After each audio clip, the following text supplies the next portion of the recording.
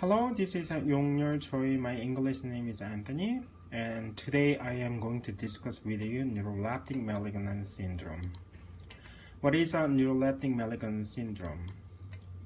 Neuroleptic Malignant syndrome is a rare but life-threatening idiosyncratic reaction to neuroleptic antipsychotic medication. Just want to touch a little bit of the pharmacology of neuroleptic antipsychotic medication here. This is kind of a little bit recap because we have studied this topic a few weeks ago. So antipsychotic medication block dopamine receptors and other neurotransmitters receptor. Presynaptic and postsynaptic process. Reuptake of neurotransmitter by postsynaptic receptor. By blocking reuptake process of neuroleptic antipsychotic medications and increase the available neurotransmitter in the junctional area between post and postsynaptic area, we call that junctional area as a synapse. The mechanisms are applied to antidepressants, antipsychotic, and anti-Parkinsonian medication, but in this presentation, only cover the antipsychotic medication. So, neuroleptic malignant syndrome's pathophysiology. Neuroleptic malignant syndrome is thought to be secondary to decreased dopamine activity in central nervous system. The central nervous system is interrupted by neuroleptic antipsychotic medication. So this is a neuron. If you see number 1 here, then you can see the vesicles containing a lot of neurotransmitter. These vesicles open at the edge of the neuron at number 1, then release that neurotransmitter to the synapse area.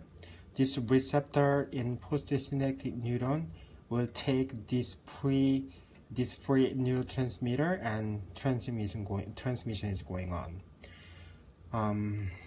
This is a normal. This is for the normal, but actually that this process is going to be interrupted by neuroleptic and antipsychotic medication. So what is a dopamine? Dopamine is one of the neurotransmitter and play an important role in regarding several of the basic brain function. They are necessary for the normal task of the region that innervates, including motor behavior, motivation, and working memory. Dopamine pathway arises from midbrain and hypothalamus and terminates in the frontal cortex and limbic systems, basal ganglia, thalamus, and hypothalamus. So just better to remember this function of dopamine. So midbrain, that is responsible for motor activity, and hypothalamus is going to be responsible for the temperature and hormones, autonomic nervous system, and limbic system is going to be emotion, that is frontal cortex, as we know that this is part for the cognitive function, and the thalamus is sensory. And in other words, dopamine function include regulation of movement and coordination, emotion, voluntary decision-making ability, and sensory. And pathogenesis of the neuroleptic malignant syndrome.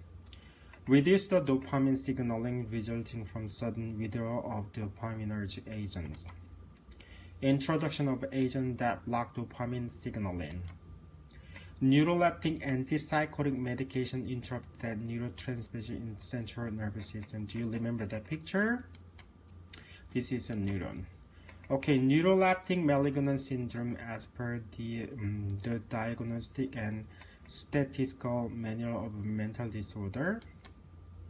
Patients have generally been exposed to a dopamine antagonist within 72 hours prior to symptom development, but it can be reliable.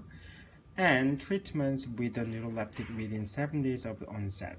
So DSM-5 is specified 72 hours, but the DSM-4 is specified 7 days. So we follow that latest version of the DSM-5. So 72 hours. So in the manual, just say that hyperthermia greater than 38 degree on at least 2 occasions measured orally associated with the proposed diaphoresis. Proves diaparesis different with is different from side effects of the antipsychotic medication. Do you remember the side effect of the antipsychotic medication is extrapyramidal effect? But it doesn't extra pyramidal side effect doesn't specify the diaparesis. So this is another the symptom that we need to focus on, hypothalmia. Generalized rigid of motor functions. So another word they describe this rigidity as reed pipe that hard. So other neurological symptoms, tremor, akinesia, dystonia, and a lot of that neurological symptom associated with the neuroleptic malignant syndrome. And creatine kinesia elevation of at least 4 times the upper limit of normal is common seen. Change in mental status characterized by the delirium or altered consciousness, ranging from the stupor to coma, are often an early sign. Affected individual may appear alert, but dazed and unresponsive, consistent with catatonic stupor. Autonomic activation and instability manifested by the tachycardia, diaparesis, blood pressure elevation or fluctuation, urinary incontinence and pallor, tachypnea and respiratory distress resulting from metabolic acidosis, hypermetabolism, chest wall restriction, aspiration pneumonia, or the pulmonary emboli can occur and lead to sudden respiratory arrest. Leukocytosis, metabolic acidosis, hypoxia, decreased serum iron concentrations, and elevation in serum muscle enzyme and catecholamine. So in summary, just remember the function of the dopamine in the central nervous system. So motor symptom in the, like we can think about midbrain, rigidity and motor abnormality, akinesia, bradykinesia, dystonia, mutism, chorea, dysarthria, and tremors, cyalluria, trismus, and myoclonus, dysphagia, and rhabdomyolysis. I'm so hard to pronounce of this word. And next one, the altered mental status. We know that it was kind of sensory for the thalamus. Plus, and then we have a limbic system. There was a mental status that is going to be changed, and then hypothalmia. So the think about the hypothalamus, and then autonomic instability. Think about the hypothalamus. So respiratory and cardiac arrhythmias, unstable blood pressures, incontinence and diaparesis. Think about parasympathetic and sympathetic system of autonomic nerve system. So elevated serum creatine kinesians, so rhabdomyolysis secondary to muscle rigidity. So CK level is elevated by muscle breakdown. So all of a sudden the muscle rigidity increases the CK level. And low serum iron or potassium level. And in epidemiology, incidence rates for neuroleptic malignant syndrome of 0.01% to 0.02% among individuals treated with antipsychotic medication.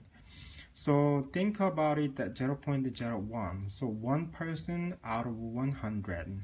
It seems like not many, but actually that is not really low, then we cannot ignore these numbers right now. And then the onset of a symptom varies from the hours to day after drug initiation. Some cases develop within 24 hours after drug initiation, most within the first week, and then virtually all cases within 30 days.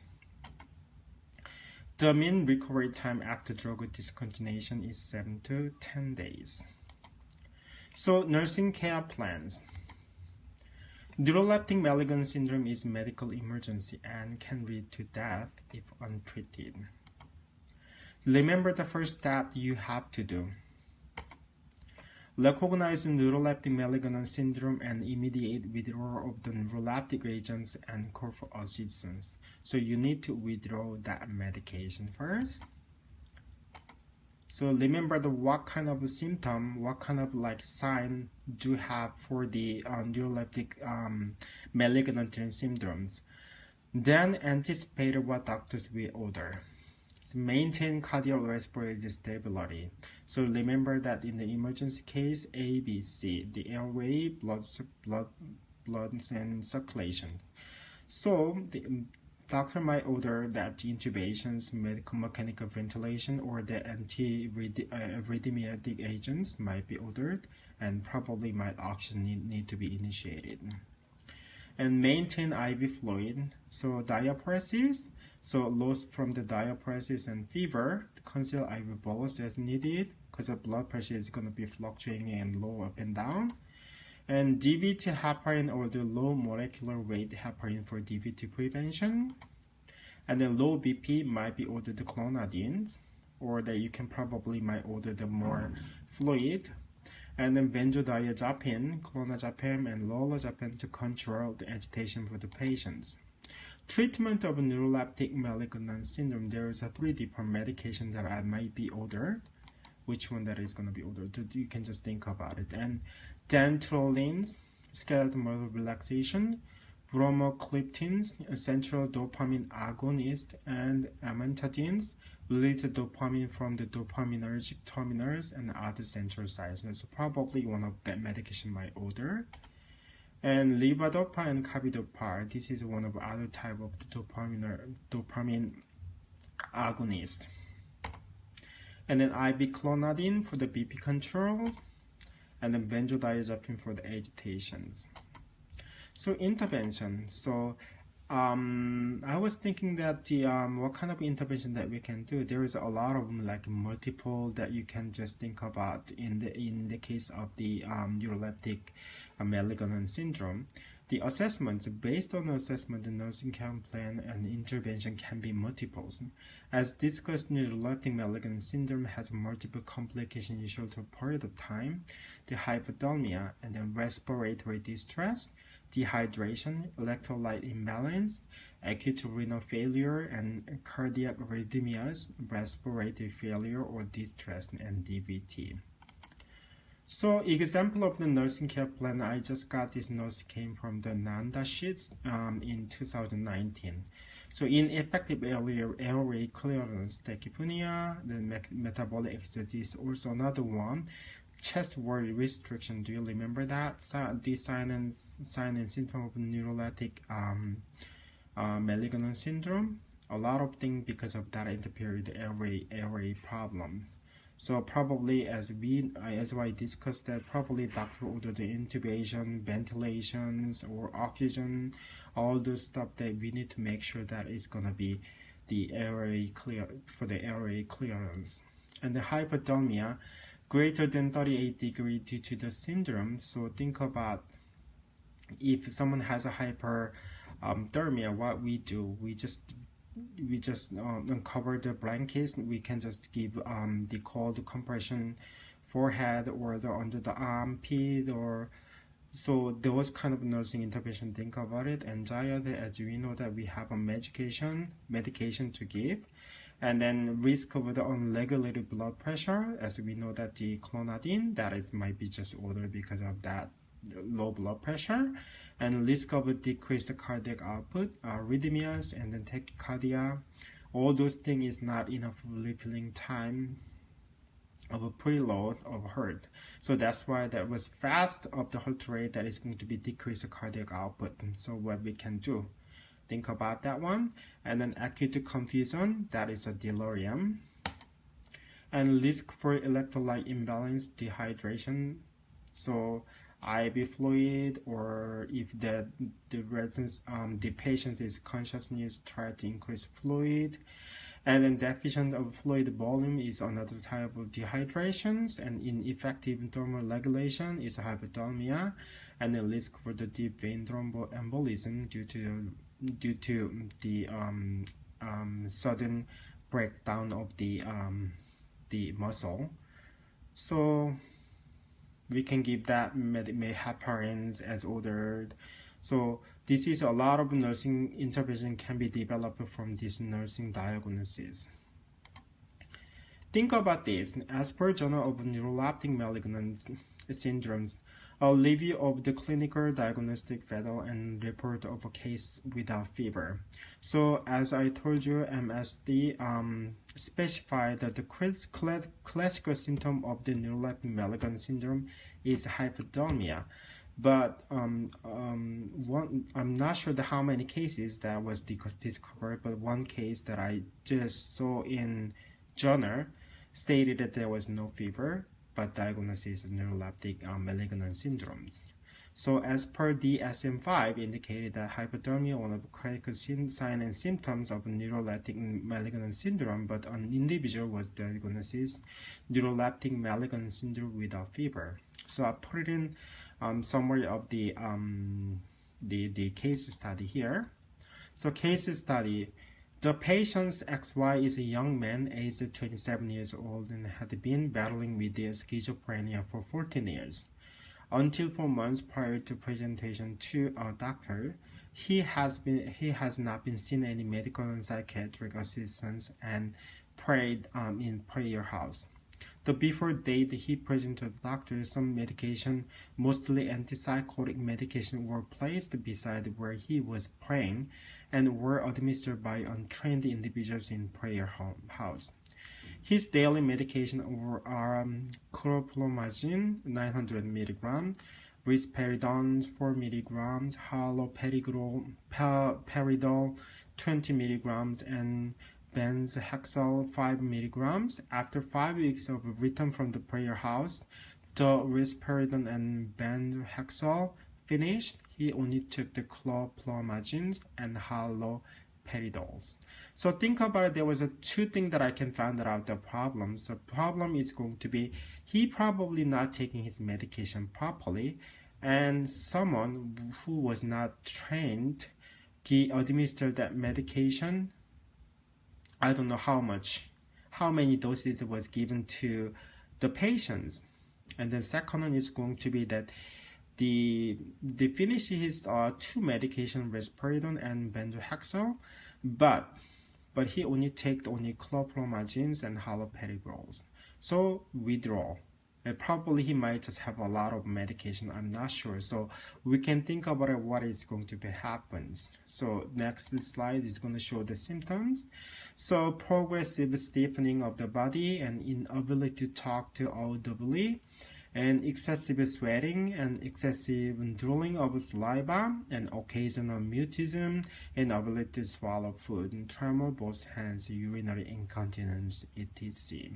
So the person have experienced this, then the person just went to the doctor, and then doctor diagnosis with a neuroleptic malignant syndrome. That is all my presentation. Thank you very much. The next slide is just reference what I got this all information from. Okay, thank you very much.